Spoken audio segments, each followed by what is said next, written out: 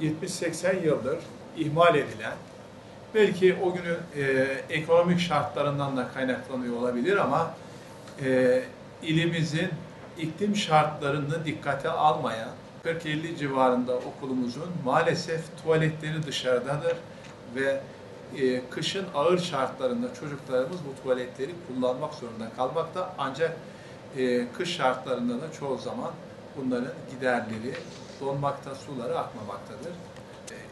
Proje hazırlanması için gerekli talimatlar yazılı olarak, sözlü olarak verildi ve arkadaşlarımız en kısa sürede bunların tespitini yapacak, projelerini gerçekleştirecek ve Milli Eğitim Bakanlığı'ndan bunun için ödenek talep edeceğiz.